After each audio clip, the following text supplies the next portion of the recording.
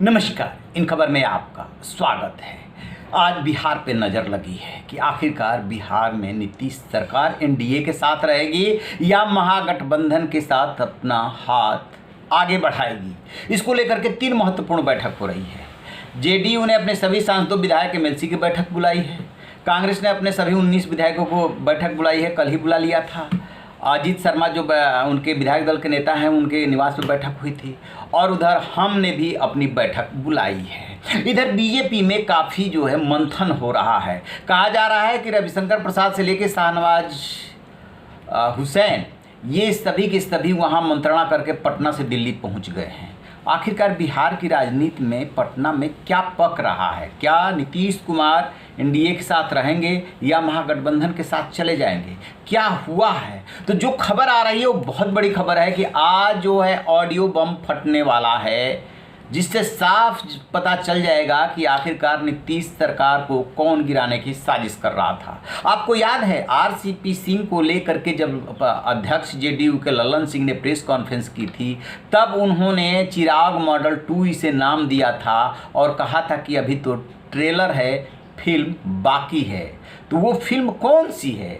Film यही है कि जिन विधायकों से संपर्क किया गया, यानी कि आरसीपी सिंह के थ्रू डिवीजन के लिए, टूट के लिए, उधर से इधर आने के लिए, उसमें से कुछ विधायकों ने उसको रिकॉर्ड कर लिया है और रिकॉर्ड करने के बाद अपने नेता को ले जा कर के सुना दिया है।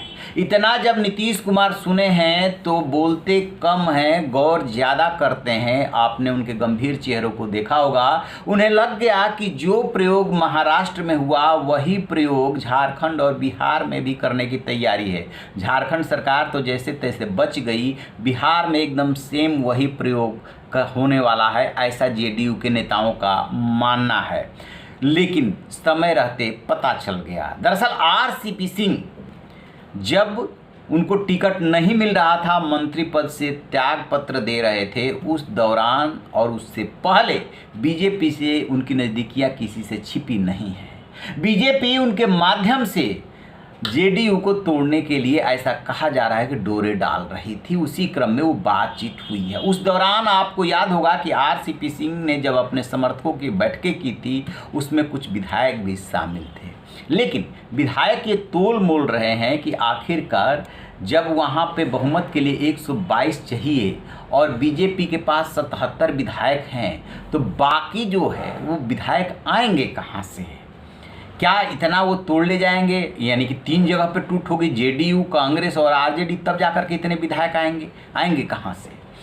तो इसी क्रम में जो ऑडियो है वो ऑडियो रिकॉर्ड करके और जेडीयू अपने पास रखी हुई है। और माना जा रहा है कि 11 बजे नीतीश कुमार सांसदों, विधायकों, एमएलसी की जो बैठक करने जा रहे हैं, उसके बाद यदि बीजेपी से बात नहीं बनती है तो फिर ऑडियो विस्फोट हो सकता है। एक खबर ये भी आ रही है कि केंद्रीय गृह मंत्री अमित शाह ने नीतीश कुमार से बातचीत की है। अभी इसकी पुष्टि नहीं हो रही, लेकिन बातचीत की है। नीतीश कुमार जो है, कहा जा रहा है कि शाह से भी नाराज हैं, क्योंकि माना ये जाता है कि जहां कहीं भी सरकारें गिराने की, बहुमत जुटाने की कवायद चलती है, उसके पीछे शाह ही होते हैं जिनको रिपोर्ट करनी पड़ती है नेताओं को। तो उनकी नाराज़गी इस बात को भी लेकर के है। अब सबसे बड़ा सवाल ये उठता है कि क्या महागठबंधन में उनकी बात पक्की हो गई है? महागठबंधन में बात उनकी लगभग पक्की है, लेकिन एक पेंच है। पेंच ये है कि महागठबंधन के साथ सरकार बनाने के बाद मुख्यमंत्री कौन होगा? क्या नीतीश कुमार होंगे? तेजस्वी यादव मुख्यमंत्री बनने के लिए छटपटा रहे हैं। क्या अपना बुढ़ापा मान करके वो तेजस्वी यादव को सौंप देंगे? और जो केंद्र की राजनीति उनसे करने के लिए शर्त रखी जा रही है कि यहाँ तेजस्वी को सौंप दीजिए और आप केंद्र की राजनीति कीजिए, तो क्या पूरा विपक्ष उनको 2024 के आम चुनाव में मोदी के सामने पीएम पद का उम्मीदवार मान लेगा? फिर ममता बनर्जी, केसीआर, अरविंद केजरीवाल जो लगे हुए हैं, इनका क्या होगा? क्योंकि तब ये सवाल उठेंगे कि नीतीश कुमार उनके साथ अभी तक सत्ता की मलाई चाट रहे थे और अब उधर से इधर आए, तो इनको कैसे हम पीएम कैंडिडेट मान लें? सिर्फ अनुभव के आधार पर राजनीतिक फैसले नहीं होते हैं। इसमें कास्ट, जमीन, आपका विस्तार, कहाँ तक आपकी ज़मीन है, सब कुछ देखना पड़ता है। जेडीयू को बिहार के बाहर एक दो छोटे स्टेट में थोड़ी बहुत ज़मीन है तो है, बिहार से बाहर की पार्टी वो नहीं मानी जाती है जिसके पास तोड़ फोड़ के बावजूद 45 ही विधायक हो। तो ये तो देखा जाएगा ना कि पीछे आपके पीछे कितना सपोर्ट है। तो सोनिया, कहा जा रहा है कि नीतीश कुमार ने इसी क्रम में सोनिया गांधी से बातचीत की। तो ऐसे तो सीधे नहीं कहे होंगे कि हमें पीएम कैंडिडेट बनाइए 2024 में, लेकिन बिहार में महागठबंधन के सरकार बनाने में जरूर बात हुई होगी।